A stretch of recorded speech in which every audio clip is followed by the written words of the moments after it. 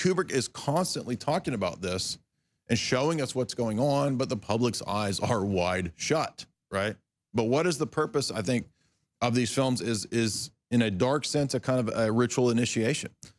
I think the films themselves are an initiation, right?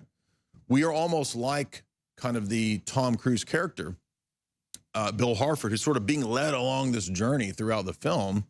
And yeah, there's surrealist elements where we don't know if this is a waking state, a dream state, or whatever.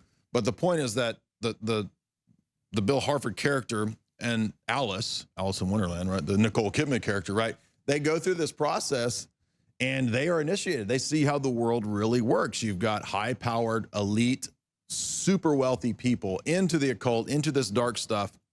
It involves human trafficking. Again, Kubrick was telling us this, right? This is what, 1999 film, Eyes Wide Shut, and it's all about what's out now, Epstein, right, this kind of stuff.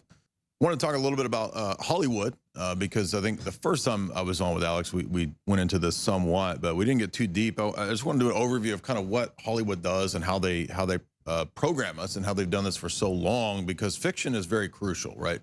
Fiction is the key way that you speak to the masses, even more so than, you know, the news, right? The news cycle is kind of boring. It's really not what most people are going to be keyed into, but you can speak directly to the subconscious, right, through fiction. You can manipulate the archetypes that we perceive in fiction and in stories through either tearing them down and destroying them, right? So we've seen, for example, the male patriarchal archetype, right, has really been destroyed, really been taken out, especially in the last 10, 20, 30 years through Hollywood.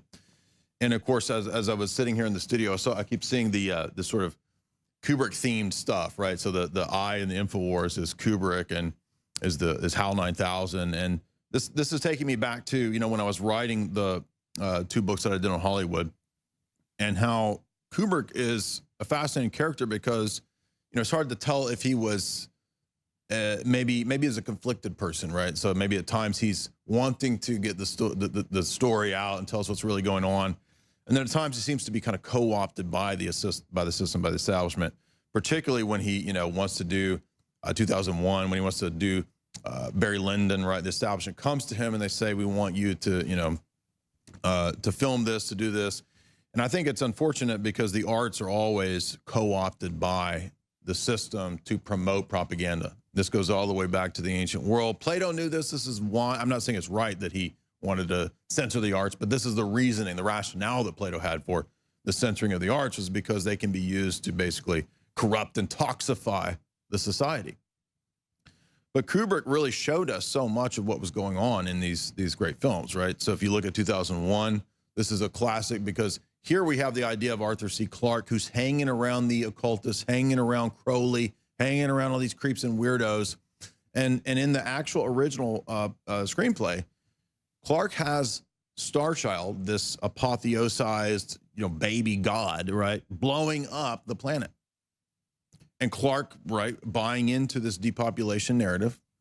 He puts this into the story because he's fantasizing basically about this idea of blowing up the planet and the elite becoming gods and going blasting off to, right, some other planet, some other galaxy. And I would add that a lot of people don't know, but if you look at 3001, which is one of the later follow-ups that Clarke wrote, the whole sort of battle between Hal and Bowman, it actually ends in the merger of Howman. And this is transhumanism, right?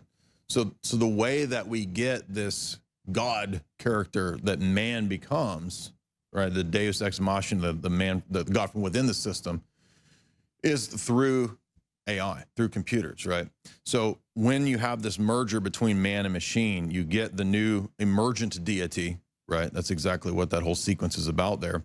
The birth of, right, the God-man, who is not Christ, right? Not Jesus, but the God-man, man himself, right? Rejecting any sort of transcendent God, but man himself coming and emerging as God from within the system. And this is what Kubrick is telling us is really the underlying philosophy of the elite, literally. So if you want to understand this whole plan, and the very thing that when I first came in, at the beginning of the show, what Alex said, what is the big plan? What are we looking at here, right? I talked about the age of transition.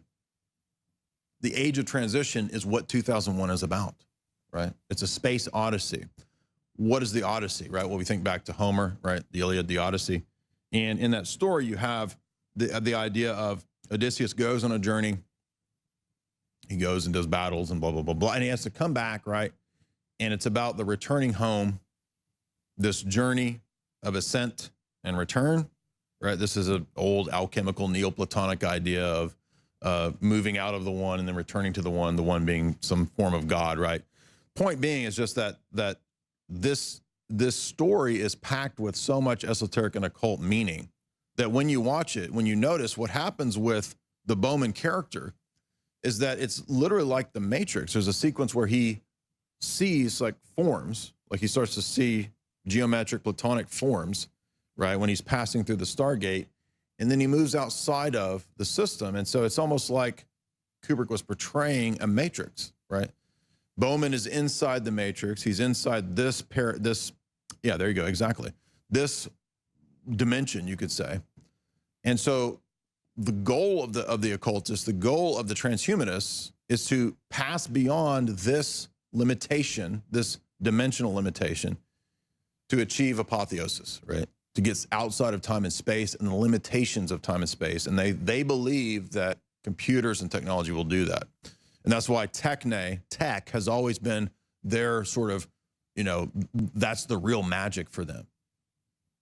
So when you hear about magic, when you hear about, oh, well, what is occult magic? Well, what is technology? How do they, remember Arthur C. Clarke's third law, right? There's no distinction between sufficiently advanced technology and magic.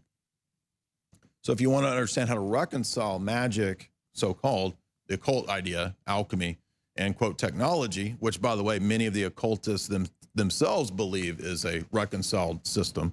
They think it's actually hitting at the same point. This goes back to Blavatsky taught this, right?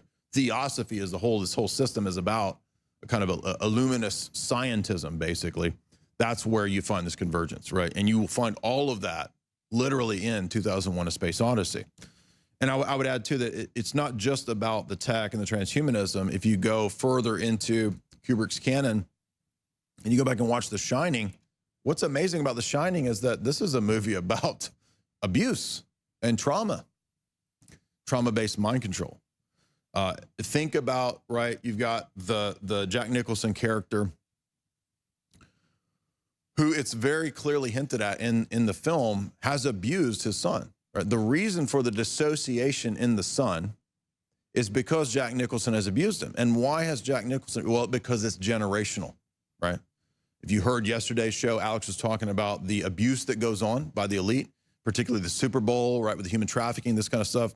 That's what is in this Kubrick film. Literally almost every one of Kubrick's film in some way, maybe not 2001, but most of them have this reference to the abuse of the young, the taking of innocence, which is a big part of how they traumatize and brainwash people on a micro scale that they then project on a macro scale through the mass public rituals like the Super Bowl, right? Or the big terror events, right? This kind of stuff, right? So in The Shining, what you have is this abuse that goes on, and I believe that it's really talking about a spiritual battle. Right? This film is about the spiritual warfare that goes on. The Overlook Hotel, it's really symbolic of this kind of haunted situation that we're entering into, right? It's haunted America is basically what the hotel represents. That's why there's all those references to the Indian gods and the previous inhabitants and so forth. But the way that I know that is that specific sequence where you see, yeah, he's talking to the ghosts, right? The spirits of the dead and so forth. There's a specific sequence where we start to realize that this hotel, the manager says, right, is where the jet set used to hang out, the elite, right? And this is why Jack Nicholson starts to have these visions of these elaborate parties in the 20s and 30s and the gold room, right? So all this alchemical image. And the elite of that time, the jet set, the British royals, right? The royalty even stay there, the manager says. And so that clues us into who's running the system. Maybe that suggests another, right, theme from Kubrick, which we find in Eyes Wide Shut, right? Which is the elite with their secret societies, with their cults, with their secret doctrines, their gnosis, right? The same theme. And what else is in Eyes Wide Shut but the abuse of the young, human trafficking, right? This comes up in Barry Lyndon. This comes up in Lolita, right? Kubrick film. Kubrick is constantly talking about this and showing us what's going on, but the public's eyes are wide shut, right? But what is the purpose, I think, of these films is in a dark sense, a kind of a ritual initiation. I think the films themselves are an initiation, right? We are almost like kind of the Tom Cruise character, Bill Harford, who's sort of being led along this journey throughout the film. And yeah, there's surrealist elements where we don't know if this is a waking state, a dream state, or whatever. But the point is that the Bill Harford character and Alice in Wonderland, right, the Nicole Kidman character, right, they go through this process and they are initiated. They see how the world really works. You've got high-powered, elite, super wealthy people into the occult, into this dark stuff. It involves human trafficking. Again, Kubrick was telling us this, right? This is a 1999 film, Eyes Wide Shut, and it's all about what's out now. Epstein, right? This kind of stuff. I'm Jay Dyer of Jay's Analysis. You can get my books, Esoteric Hollywood 1 and 2, at Jay's Analysis.